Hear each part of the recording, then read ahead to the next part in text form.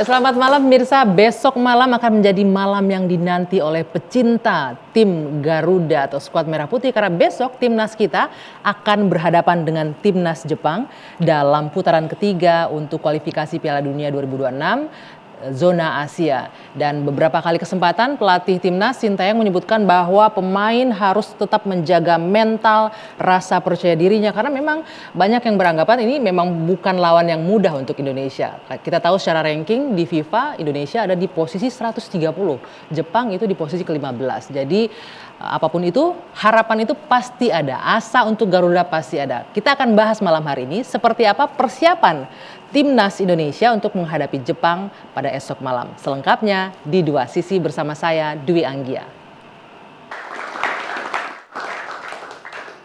Ya, banyak pemirsa yang beranggapan ini nggak gampang ya dalam match day kelima di grup C ini karena yang dilawan adalah tim dengan skor paling banyak ini dengan 10 skor dalam beberapa laga untuk Jepang. Dan kita akan berdiskusi kira-kira akan bermain seperti apa besok menghadapi Samurai Biru. Saya akan menghadirkan sejumlah narasumber yang sudah ada di sini bersama saya. Dari ujung sebelah sana ada Bung Arya Sinulinga, Esko PSSI. Selamat malam Bung Arya. Dan juga ada Bung Greg Nwokolo, mantan pemain timnas Indonesia. Selamat malam Bung Greg. Ada juga Bung Ibnu Jamil, ini selebriti yang pecinta bola, juga mantan host sepak bola dulu ya, host bola juga. Selamat malam. Dan yang ditunggu-tunggu oleh pemirsa dan juga netizen, Bung Tommy Welly. Selamat malam Bung Towel. Boleh dipakai bapak-bapak mikrofonnya. Ini tadi sebelum kita mulai, tadi Bang Arya nanya nih, kenapa setiap ada Bung Towel kayaknya sosmed gue rame banget gitu ya. Sama Bang Arya, saya juga gitu, sosmed saya juga rame. Tapi sebelum kita bahas ke sana, saya mau ke Bang Arya. Katanya tadi dari GBK ya. Gimana tadi persiapan di GBK Bung Arya untuk besok pertandingan ini? Ya ini kita membuat sebuah sistem baru di sepak bola Indonesia, di mana setelah kita memperbaiki timnasnya kita, sekarang kita perbaiki infrastruktur kita. Karena waktu kita lawan Australia kemarin, ada 10.000 orang lebih yang masuk ke dalam GBK nggak pakai tiket. Oh ya? Ada. Dan itu cukup memenuhi dan di atas di apa, waktu lawan Australia itu kita agak, sebagai pengurus kita udah agak nggak konsen antara nonton dengan menjaga kekhawatiran, keamanan dan lain-lain ya. Ini kan berbahaya gitu. Maka kita ada 2 evaluasi besar yang dilakukan oleh Pak Ketum, Pak Erick Thohir.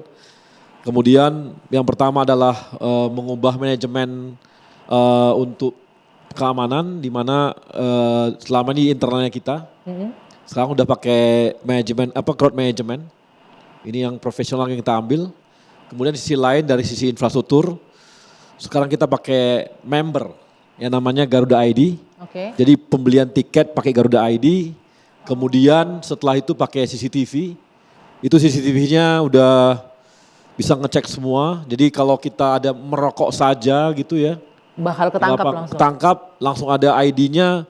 Jangan harap bisa ke depan bisa lagi. nonton timnas lagi. Oke, luar biasa. Jadi hati-hati kalau misalnya Bung Towel bawa teman yang bukan teman biasa ada bawa. Face recognition gitu ada ya? Face recognition ketahuan nanti karena CCTV-nya itu bisa langsung gitu. Langsung ini jadi panjang. Hati-hati tuh Bung Towel tuh. Kenapa langsung Bung Towel sih? Enggak, karena pesan mata saya langsung ke Bung Towel. Gitu. Okay. Jadi ini sebuah revolusi besar juga yang kita lakukan. FIFA kan sama AFC turun juga untuk melakukan pengawasan. Ini sangat bagus dan mereka bilang kalau ini jalan dengan baik, maka ini adalah untuk kualifikasi Piala Dunia seluruh dunia. Baru pertama kali di dunia melakukan hal yang seperti ini. Jadi ini akan jadi ini ya benchmark akan diterapkan. Kalau ini bisa dilakukan dengan baik, ini akan didorong di AFC.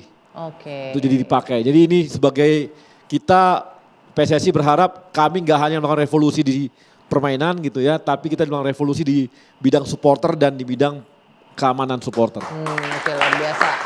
Oke, jadi tadi itu secara infrastruktur. Tadi kita cek. Oke. Kita cek, kita udah tes. Tadi Pak Ketum tadi siang jam 12-an datang ke sana, ngecek fokus dan sebagainya, ngezoom in out dan sebagainya, ngelihat sore tadi kita cek ada orang wajahnya kelihatan, langsung kita cek keluar ID-nya udah jalan langsung semua. Ya? Jadi nggak bakalan ada nih calo-calo yang jual tiket-tiket bodong itu penonton bisa masuk itu nggak ada ya Bang Arya ntar ya? Kan calo Indonesia selalu lebih canggih. Mungkin kita 2 kali menang, berikutnya dia ketiga kalinya menang lagi dia. Makanya kita ubah lagi gitu. Oke, luar Tapi biasa. enggak lah, kita harap sih nggak ada nggak ada lagi yang seperti kemarin lah ya. Oke. Nggak ada lagi yang seperti kemarin karena sekarang terkontrol banget, nggak Oke. bisa. Bang Arya. Bahkan komplemen pun, bayangin nih komplemen, kan biasanya ada komplemen kita untuk para pejabat atau apapun namanya gitu ya, atau sponsor gitu ya. Itu pun mereka harus punya Garuda ID. Jadi punya member, dan ini jarang-jarang kan, nggak pernah kayaknya ada sebuah timnas punya member gitu. Dan dia membernya adalah Garuda ID. Sekarang udah ada 300.000 lebih udah yang menjadi membernya kita. Oh keren. Jadi sudah besar betul, kapasitas lapangan kita GBK hanya 65.000 loh. 60.000 sampai 65.000. Sementara yang sudah punya member 300 ribuan. Jadi, dan kemarin udah waktu kita jual tiket pakai Garuda ID itu udah ludes, udah habis. Jadi malah Jepang sama Arab Saudi udah habis bener. Tiket udah Nggak nggak ada ada lagi. Oke. Nah itu secara teknis ya, Ya, infrastruktur dan lain-lain. Nah, secara kesiapan pemain, tadi masih sempat ada latihan, udah lengkap semua pemain malam hari ini? Ya, Persiapannya gimana? sudah lengkap kemarin terakhir Kevin Dix ya. Terakhir datang ya? Ya kebetulan bareng juga kami pulang gitu ya. Kan, Oke. jadi udah pulang kan jaga anak ya supaya jangan nanti belok kiri belok kanan gitu ya. Bercanda gitu. Jadi langsung supaya bisa main Langsung gitu. diisolir nih Langsung malam main. hari ini. Kevin Dix kan udah ini ya. Mudah-mudahan bisa mengisi banyak kekosongan kita juga gitu. Oke, dengan komposisi pemain yang sekarang ini kan banyak nih pemain-pemain yang akhirnya diaspora lah kita nyebutnya ya dari luar yang darah-darah Indonesia, keturunan Indonesia memperkuat timnas. Dengan komposisi yang sekarang seberapa yakin nih Bung Arya kita menghadapi tim Samurai besok? Satu hal memang kita nggak boleh sombong gitu ya. Memang betul kita ranking 120-an atau 30. Itu sebenarnya udah bukan ranking kita lagi sebenarnya dari sisi pemainnya. Karena setiap kita tanding itu Apa bergeser ke atas nambah ini? pemain kan. Bisa dibilang kita sekarang udah di atas Arab Saudi loh dari segi nilai pemain. Oke. Itu artinya kan kualitas pemain kita lebih di atas mereka sebenarnya. Jadi sebenarnya ranking ini sebenarnya udah agak semu sebenarnya. Tapi yang kita lawan ini kan Jepang. Jepang paling tinggi posisinya di 15 negara kan sekarang Asia. ya? 15 posisinya di 15 negara loh. Asia. Jadi jauh dan dia pemain-pemain dia ada di Berlaga di klub Liga Eropa Inggris banyak. gitu ya dan sebagainya gitu ya. Jadi ya dan mereka punya kompetisi yang sangat baik dan sebagainya gitu. Jadi Jepang ini berat. Ketar-ketir juga nih kayaknya PSSI ngeliat. Bukan ketar-ketir. Saya rasa ini kan cukup komposisi cukup bagus ya. Oke, kita Ada tanya. Indonesia, ada darah Indonesia Belanda lawan Jepang. Kayak di waktu kita tahun 45 aja gitu mungkin. Malah sekarang jadi bergabung gitu ya. Oke, saya tanya Bung Tol deh. Ini canda dari nih, sini, candaannya. dari sini nih secara persiapan infrastruktur udah siap. Pemain juga sudah berkumpul semua dengan formasi tadi katanya dari darah Indonesia Belanda segala macam bisa memperkuat lah. Di atas kertas bahkan sudah melewati Arab Saudi tadi katanya. Bung Toel melihat akan siap nggak nih kita dengan komposisi pemain yang sekarang ini? Harus siap. Harus siap. Yang kedua tadi bilang bahwa ranking itu tidak mencerminkan kualitas sepak bolanya. Ya. Saya sepakat itu. Koreksinya, catatannya, STY tolong konsisten kalau ngomong ranking. Kemarin dia bilang ranking kita beda. Ranking kita jauh, ranking kita aja udah jauh. Sebelumnya di Piala Asia cek aja jejak digitalnya, ranking itu cuma angka. Jadi saya mengamati konsistensi kepelatihan. Emang dampaknya apa nih ke tim? Dampaknya ketika Kalau lawan nggak Jepang konsisten? dia kasih eksis duluan kan. Ranking aja udah jauh.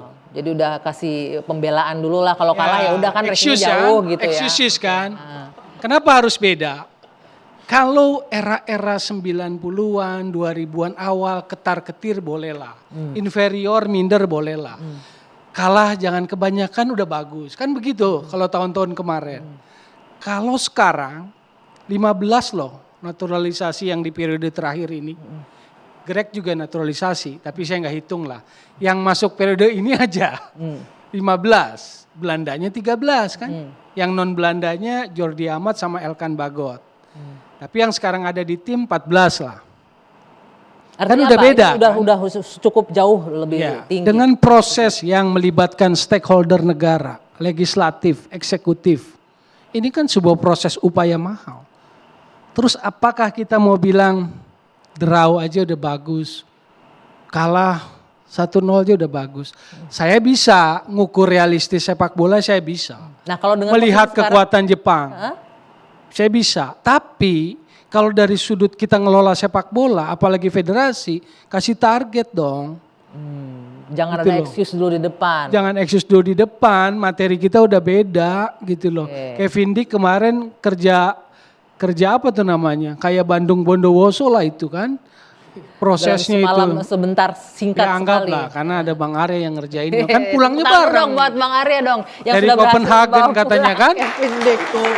Bukan saya ini kan anak Medan doang. Yang ngeri ketum kita itu loh. Oh iya. Kenapa kok Anda kayaknya dengan Bandung Bondowoso tuh kayaknya kayak nggak Nah, rela gitu. sekarang Kenapa sih? kalau dikasih materi seperti itu, mau inferior, mau kita Harusnya sama lebih seperti tahun confidence gitu ya. 90-an, tahun 2000-an, kalah aja asal jangan banyak udah bagus. Lawannya Jepang sih. Jadi kita harus kasih target yang tinggi dalam konteks kita ingin membangun sepak bola kita termasuk timnas. Dalam hal ini saya sebagai pengamat mengingatkan federasi. Nggak bisa seperti orang awam yang bilang ya udahlah sama. Ya terus apa artinya naturalisasi? Oke. Oke, menurut Bung Toel target yang paling realistis versi Bung Toel dengan datangnya Kevin Dix. Jangan Besok cuma hasilnya Kevin berapa? Dick dong. Iya, dengan datangnya Iya. penambahan dong Iya. maksud saya. Oke. Dengan penambahan Kevin Dix kekuatan Datanya Indonesia ya? sekarang iya. Oke, ditahan dulu. Oh, Jeda, tahan ini dulu, katanya tahan harus dulu. jeda dulu nih. Sebelum Oke. dijawab nanti jeda. Menurut Bung Toel gimana yang paling realistis ya dengan hadirnya Kevin Dix? Usai jeda dijawab di dua sisi.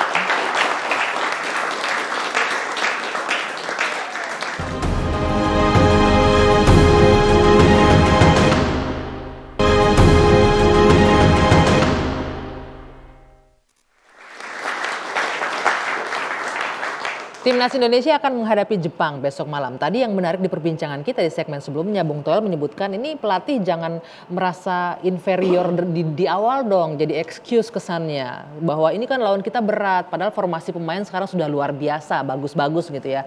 Terus tadi Bung Ibnu menanyakan, menurut Bung Toel yang paling realistis sekarang dengan formasi ini gimana menghadapi Jepang? Oke, kita jawab. Piala Asia Januari kita kalah 1-3 dari Jepang. Tapi waktu itu nggak ada yang namanya Martin Paes, Jay-Zes, Tom Hai, Ragnar nggak ada, Kevin Dick nggak ada. Artinya sekarang dengan mereka masuk harusnya Dong, lebih nggak ada. kuat lagi, Sekarang lebih tambah confident lagi. Iya, maksud saya dengan ditambahi peluru itu kan kualitas harusnya naik. Kualitas cara bermain, not only hasil. Saya tahu sepak bola, saya tahu bagaimana Jepang bermain. Jadi kalau dalam posisi federasi minimal 1 poin artinya draw. Oke. Kita bicara realistis. Kalau kita bicara strategi karena kita kan targetnya ketua umum di media kan bilang lolos Piala Dunia toh. Ya. Entah itu mungkin nanti lewat ronde 4 dan sebagainya. Artinya kalau hitung-hitungan poin dalam 2 pertandingan besok lawan Jepang dan Arab nanti Selasa 4 poin menurut saya. Skenario poin yang harus ditarget. 4 poin itu berarti kalau kita tebak-tebak 1 lawan Jepang, 3 poin lawan Arab. Kan begitu. Kan Satu lawan challenge-nya Jepang, itu. oke. Tapi Bang, nggak bisa hitungnya begitu. Kenapa? Karena kalau kita lihat grup ini, saat ini, grup ini sangat sulit. Sulitnya kenapa, Bung? Kenapa? Kemarin lawan Australia, Australia kita main seri kan. Australia sama Jepang main berapa? Seri. Ya, so ada kemungkinan bisa ada seri, baik kan Indonesia bisa menang. Tapi nggak bisa, kita mau pasang target pun kita harus realistik. I know. Ya, but tidak tutup kemungkinan kita bahas mau menang. Tapi ini lawan Jepang. Dan kita bilang tambah pemain, ya pemainnya bagus, tapi main di mana? Main di mana? Main di mana? Mereka main liga tetap di bawah sama tim Jepang.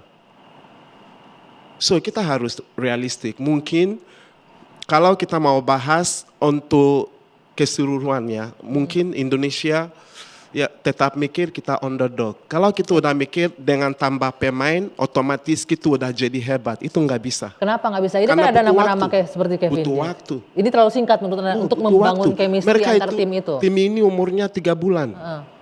Timnas Jepang itu udah main bersama berapa tahun.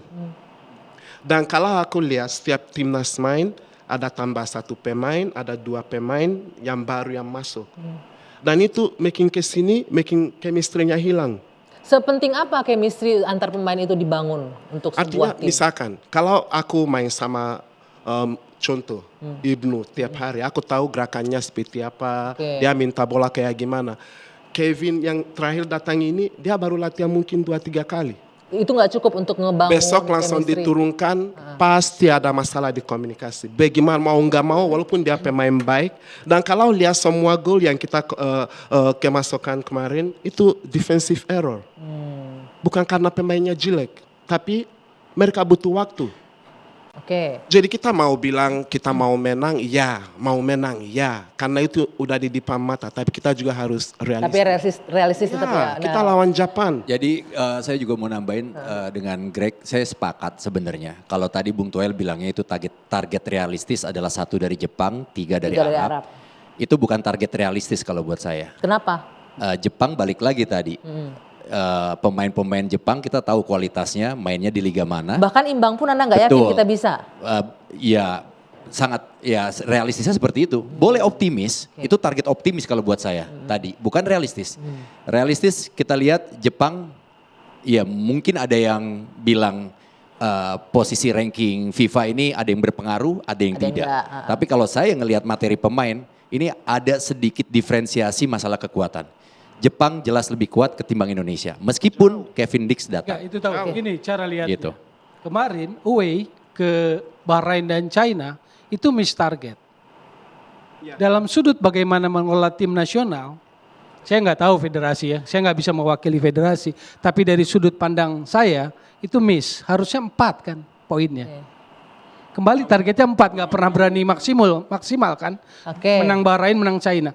Balik itu kan gagal, nggak dapat miss target. Jadi saya memberikan sebuah catatan-catatan. Jadi kalau misalnya nggak realistis, loh udah ditambahi kok, itu yang diminta kok, itu pilihannya kok. Pemain-pemain naturalisasi kok. Jadi dia harus tanggung jawab dengan apa yang dikasih dan dia Oke, gunakan Bung Arya, maksimal. kita minta dulu Bung Arya. Satu aku mau tanya. Apa? Lawan Australia, Yes, kemarin pasang poin berapa buat Indonesia pas lawan Australia? 1. Kemarin, 1. Aku sih pasannya Australia harusnya menang.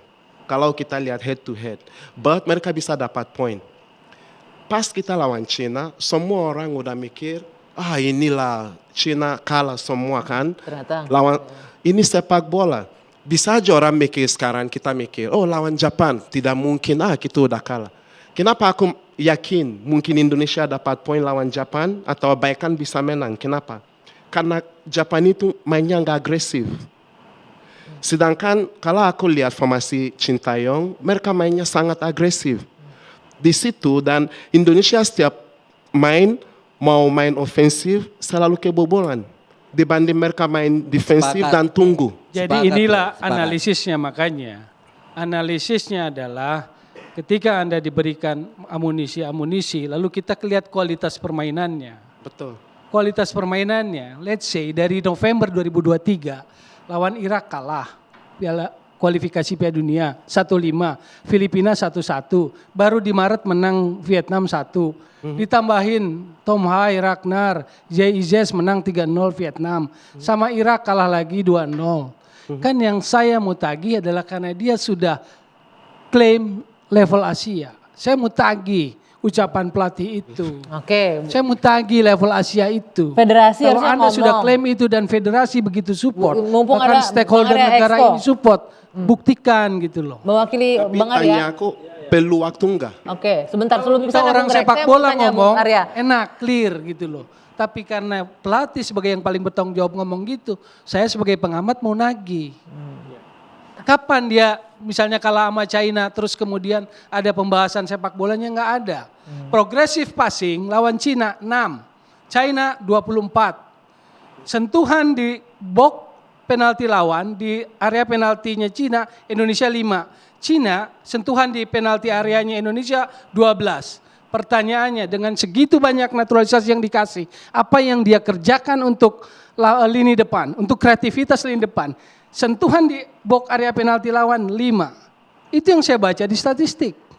Artinya harus Yang jawab di-push siapa? Kan technical target area. yang lebih lagi menurut Iya, Anda dengan itu yang pemain. menurut saya kemarin Oke. evaluasi ketum jangan cuma soal harus target lolos Oke, Piala Dunia, Bung Arya, tapi juga boleh kualitas direspon bermain, sedikit. Ini harusnya taktikal. targetnya harus di-push lagi nih. Pemainnya udah bagus-bagus tapi kalau nggak ditarget jadi semangatnya kurang gitu loh Bang Arya. Gimana? Ya jujur kita kemarin memang target waktu ke Bahrain seri memang. 1 poin. Waktu lawan Cina kita memang 3. Karena kita kemarin hitungan kita harus 15 nih angka kita. Sejak awal tuh Ketum udah bilang kita harus punya kita 15. Dengan kemarin 3 kita kemarin tuh 2 poin tambah 4 6 nih. Hitungan-hitungan nih ya. Nanti lawan Jepang kalah misalnya. Kan 6-0. Arab Saudi 1 7.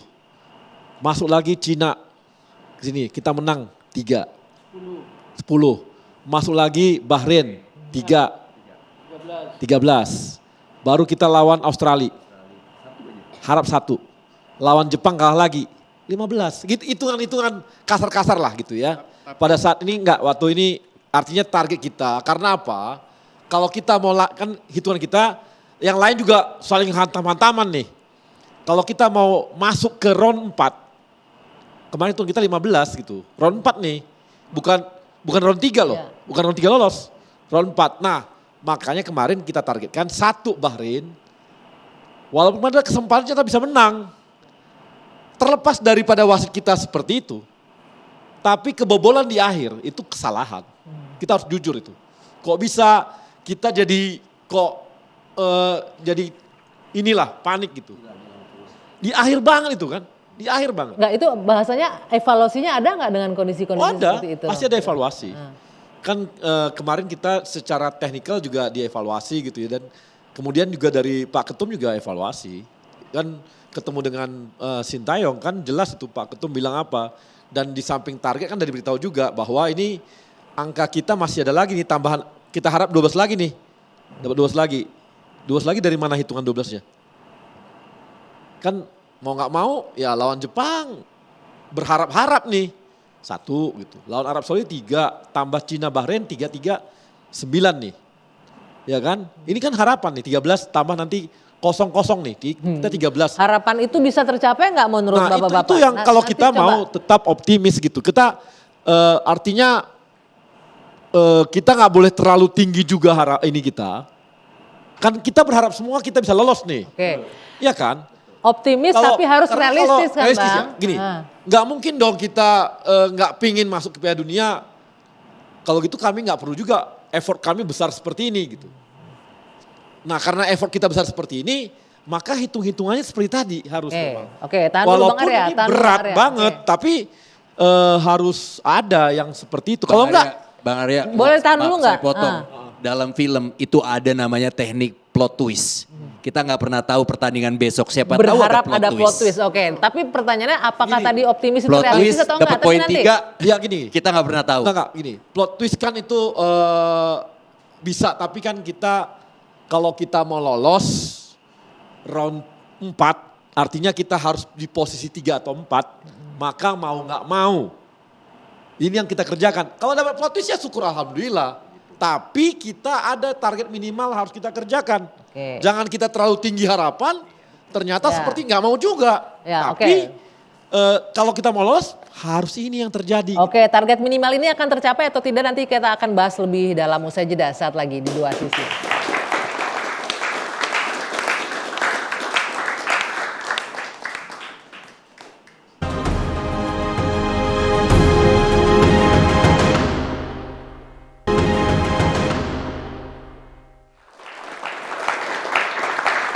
Oke, tadi disampaikan oleh Bung Arya kan ini target minimal ada beberapa poin yang harus dikejar target tidak hanya di round 3 juga di round 4 tadi kan. Nah, tadi kita baru dapat kabar hari ini pertandingan Australia lawan Arab ini berakhir dengan seri ini 0-0. Saya mau ke Bung Ibnu.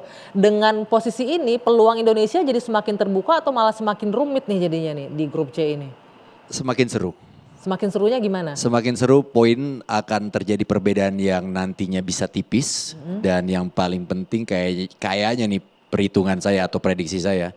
Tim yang gak lolos akan sakit hati banget karena itu dia. Selisih poinnya sedikit. Selisih poinnya tipis banget. Oke. Gitu loh. Nah, dengan komposisi pemain yang kita lihat tadi, kira-kira strategi seperti apa nih akan dimainkan oleh STY besok malam ini kita? Jika pertanyaan itu ditujukan kepada saya dan saya punya Kalau Anda melihatnya gimana nih? Iya. Sintayong bakal bergerak seperti apa? Kalau saya sih berharap, saya melihat nih pemain-pemain Indonesia itu core-nya pertahanan. Jadi banyak yang didatangkan pemain-pemain dari diaspora, naluri bertahannya lebih besar. Jadi artinya kita fokus sama bertahan. Jangan Bukan bermain bukan berarti kita parkir bis ya, bukan berarti kita nggak mau nyerang.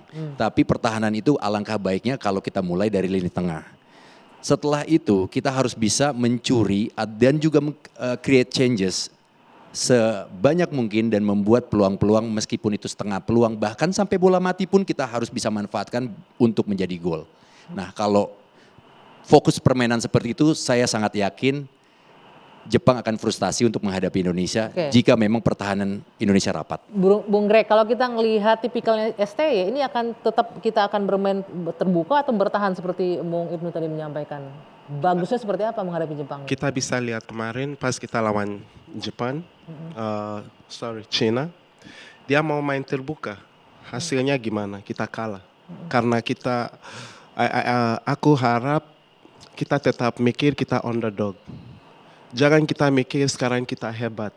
Karena dengan pemain-pemain Dengan diaspora pemain yang kita banyak. datangi, kita overconfident. Lawan China mereka datang game itu dengan overconfident, makanya kita kalah. Jadi itu pelajaran buat Sintayong juga dan evaluasi buat dia. Jadi aku harap mereka tetap konsisten dengan formasi yang mereka dia selalu terapkan.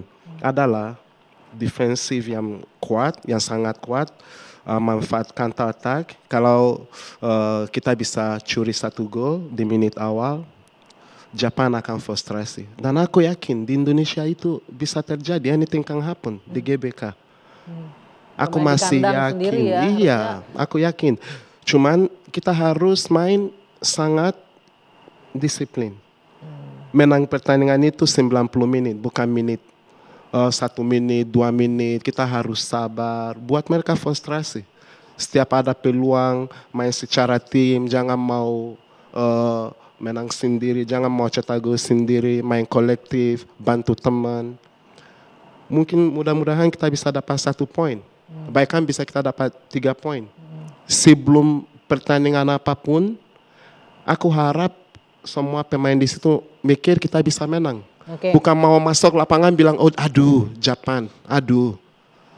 Kamu udah kalah duluan sebelum main. Gimana dulu ya. Gimana mau menang? Iya. Itu yang harus dibangun. Bung Toel, kita bermain bertahan, jangan parkir bus juga, tetap harus juga menyerang, tapi bermain terbuka mungkin nggak dilakukan. Sebelum itu saya mau bilang begini, Bang Arya sering bilang, kenapa kita naturalisasi? Karena kita butuh pemain yang di atas rata-rata pemain kita, oke? Prinsipnya itu. Maka datanglah Martin Paes gitu kan, Dallas FC, udah terbiasa lawan Messi, JIZ Serie A, Copenhagen Kevin Dick gitu kan, meskipun nggak pernah lewatin babak grup fase Liga Champion loh, FC Copenhagen. Sandy Walsh Belgia, Calvin Verdong, Eredivisie, di tengahnya Tom Hai ada kan, Eredivisie juga, Ragnar gitu kan di Belgia. Di Brisbane siapa sekarang itu Rafael Struijk gitu. Kan nggak jelek, karena tadi prinsipnya di atas rata-rata. Jangan dibandingin dengan Jepang dulu, tapi kita lihat cara bermain. Lawan Arab orientasinya defend. Bahkan kalau ngamati STY sejak AFF 2021 pun naturalisasi belum sebanyak ini, itu mainnya cenderung defend. Retreat ke wilayah pertahanan sendiri, compact defense, rebut bola, counter attacking. Gak pernah berubah. Meski kemudian datang lagi pemain naturalisasi, Bang Arya ngurus, datang lagi pemain naturalisasi, mainnya begitu. Main Arab begitu, main Australia begitu, main lawan Bahrain begitu. Jadi yang Anda harapkan dengan datangnya pemain naturalisasi ini kita bermain begini, seperti apa? pemain Bung Toel? sudah dijos, sudah disuntik, kan begitu. Sekarang yang menentukan lagi apa? Tactical. Tacticalnya kenapa bilang 1 jurus? Karena begitu. Saya bisa tebak nih ya, besok prediksinya ini, itu akan cenderung bertahan. Kalau Mbak Anggi pengen lebih tajam. Besok apa gaya mainnya taktikalnya? Parkir bus. 3 defensif, center back, 1 wing back kiri, wing back kanan. Kenapa? Kenapa? Karena itu satu caranya. Kalau I know. mau main terbuka lawan Jepang Bisa nggak kalah mungkin. kita. Impossible. Saya ngerti dalam Itu namanya konteks sepak jadi bola realistik. pragmatis. Nggak mungkin Tapi disampaikan Bung pertanyaannya Tawel, adalah, kita kan udah bersusah payah nih dengan pemain naturalisasi, kalau hanya buat itu ngapain? Makanya pakai pertanyaannya pemain adalah- naturalisasi Masuk gitu aku loh. gini, masuk aku adalah gini. Kita juga harus lihat kalau Bung tadi bahasnya Australia, Saudi Arabia, Jepang. Sekarang kalau oke, kita mau, kapan kalau Indonesia kita tunggu, dominan? Sorry. Tunggu. Enggak, karena Anda juga potong Bung, saya kan. sorry. Saya belum selesai. Oke. Oke, Kapan Anda dominan? Lawan Brunei dominan 6-0. Lawan Filipina oke 2-0. Kapan dominan? Lawan Vietnam Maret. menang Di juga pertandingan kan? pertama menang 1-0. Babak pertama position Vietnam loh. Baru kita dominan lawan Vietnam di Hanoi. Dan 3-0. Waktu Zhei Izes, Tom Hai dan Ragnar masuk. Betul. Dia analisis sepak bola. Pertanyaannya kalau pemain sudah dikasih, pertanyaan berikutnya taktikal. Butuh dong. waktu juga. Kalau taktikal Butuh milik waktu. siapa? Areanya Pelatih. siapa? Oke, Pelatih. oke, sebentar. Itu pertanyaan saya. Itu betul, itu technical, itu untuk pelatih. But Bung, apakah pelatih itu nggak butuh waktu? Walaupun disuntik pemain sebanyak begitu. Berapa apakah dia waktu nggak yang butuh sudah waktu? dikasih? Itu baru 3 bulan. 3 bulan di sepak bola nggak ada apa-apanya. Dengan ketemu 3 hari, 5 hari. Dia sejak 2020. Dia Tapi sejak ada 2020. ada peningkatan kan? Lah makanya itulah 2020. analisis kita dalam menilai sebuah kinerja kepelatihan. Justru Sepak masalah bola aku di Indonesia sini. hire dia Oke. supaya prestasi timnasnya naik Bisa di segala level, Oke. mau AFF, mau AFC maupun kualitas Oke, permainannya. sebentar, Bung Toel, bentar. Saya mau ke Bang Arya, Bang Karena Arya. kualitas permainannya harus Bang naik. Arya, ini kalau kita lihat Bung Toel ini Tapi balik maunya- lagi, kualitas Bentar. permainannya, ya strategi pelatih memang bisa mungkin bisa mengubah keadaan kalau memang didukung sama pemain-pemainnya. Tapi pemainnya pertanyaan saya, Sekarang emang pertanyaannya. sudah sesuai dong belum dengan kualitas yang memang ada di grup ini Loh, sekarang? itu kan pasti harusnya prosedurnya permintaan naturalisasi juga asesmen dia Mengikuti. secara kualitas teknik. Oke. Ya, tapi kan tadi saya balik, Pertanyaannya, saya mau tanya, 15 naturalisasi itu apakah hanya bisa dipakai untuk main bertahan? Apakah hanya bisa main di parkir bus? Lihat cara mainnya. 5 itu kalau lawan yang keren-keren seperti Arab, Australia, sama yang nama besar, itu pasti 5 defend itu. Plus 2 gelandang bertahan. Jadi saya nggak yakin besok Tom Hai main. Menurut Anda harusnya di Loh, lini depan makanya itu tadi mereka saya dimajukan bilang, semuanya. tadi makanya saya Satu bilang hal, yang satu didatangkan hal, sama satu Sebagai starting line up yang ya. didatangkan sama federasi Satu itu kita hal. lihat core-nya, DNA-nya apa, pemain bertahan semua kebanyakan. Dia punya naluri yang bertahan yang cukup kuat. Jadi mungkin sangat realistis saja kalau memang strateginya pelatih untuk bertahan. Oke, Tunggu, Saya ngelihat tunggu, dari materi satu hal, pemain. Satu hal. Atau Satu dia hal. nggak Bentar, punya Bung jurus Toel. lain kan? Nggak apa-apa. Bung Toel sebentar, saya kasih Bung Greg. Satu hal gini. Aku paham apa yang dibahas Bung.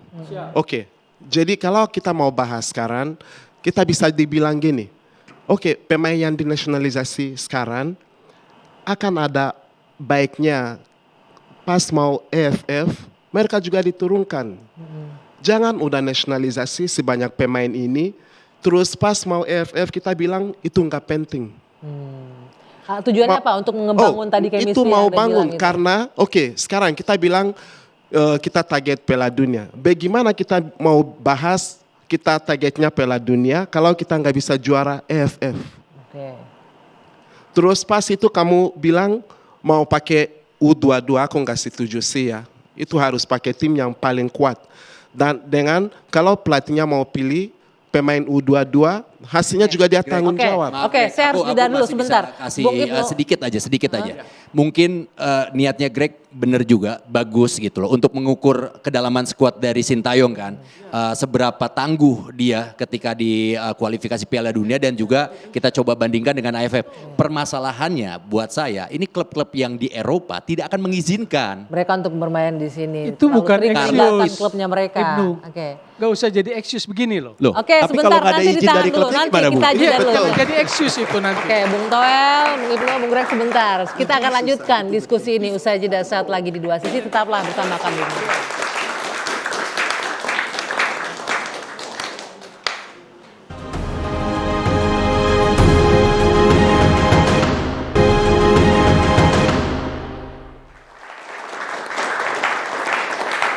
Ya, seperti apa kira-kira strategi timnas untuk taktiknya? Tadi kalau Bung Toel menyebut kira-kira besok taktiknya seperti apa yang akan dipakai oleh Sintayong. Kalau Bung Toel tadi agak berat hati nih Bang Arya. Udah susah-susah Bang Arya bawa pemain naturalisasi dari luar hanya dipakai buat parkir bus aja, bertahan aja. Ya nggak gitu juga ya. Karena kan kita tahu bahwa pemain Jepang itu kan kualitasnya kan tinggi. Di sini kan dia paling tinggi itu. Di Asia Bahkan paling di Asia tinggi, paling ya. tinggi. Iya. Nomor 15. Ah. Aku rasa semua pemain rata-rata timnas yang lawan Jepang pasti akan tidak begitu berani untuk nyerang. Hampir semua kok. Jadi wajar aja kalau Indonesia juga dengan yang dia punya sekarang kualitasnya pemainnya ini, dia pasti posisinya juga tidak akan banyak nyerangnya. Kita fair aja, jadi Bung Toel boleh mancing-mancing gitu ya. Tapi kan dia kan jujur juga, dia kan harus tahu juga kualitas pemain kita dibandingkan Jepang juga, Jepang di atas kita gitu. Wajar kalau namanya pelatih lihat kualitas pemain di sana lebih tinggi jauh gitu ya. Dia pasti nggak mau terlalu menyerang juga. Jadi Bung Makanya Toel ini kan cuma pengamatan yang- mancing-mancing aja. Enggak, ini Mancing pengamatan aja lebih dia, kita dalam. tahu lah. Jadi jangan Saya terjebak ngerti sama kalau Bung lawan Toel. Jepang. Enggak, Bung Toel Lawan maunya. Cina Aha. ketika punya kemampuan attacking, opposition tinggi loh. Ah. Passing tinggi, akurasi passing tinggi. Kalah kan? Padahal sudah ditambah lagi sama Bang Arya. Pelatih khusus striker katanya. Pelatih kiper 2, pelatih khusus striker ada. Hah? Kagak bisa juga sentuhan di area penalti. Jadi yang saya tanyakan secara overall taktikal. Oke. Sinteyong ini cenderung bertahan. Pertanyaan terbukanya, saya nggak nyuruh, enggak. Ini kan pemain udah dikasih kemampuan terbaik yang bisa diberikan, baik oleh federasi maupun negeri ini, political supportnya, naturalisasi. Apa karena pelatihnya kurang mampu memaksimalkan potensi maksimal dari pemain? Ini bukan saya yang ngomong loh, Marcelo Lippi. Tugas pelatih itu adalah to get out the maximal potential player. Oke, kalau Bung Arya sendiri lihat pelatihnya kurang maksimal nggak untuk memanfaatkan potensi pemain? Kalau kita lihat dari langkah-langkah permainan yang ada, ketika kita main lawan Australia kan maksimal juga itu. Hasilnya sesuai betul target gitu. Ketika kita ke Arab Saudi tuan rumah loh. Posisi Arab Saudi itu juga adalah langganannya Piala Dunia. Kita berhasil tuh seri di sana dapat 1 poin juga. Jadi oke juga gitu loh. Lawan Cina ya wajar lah, namanya sekali-sekali terpleset wajar juga.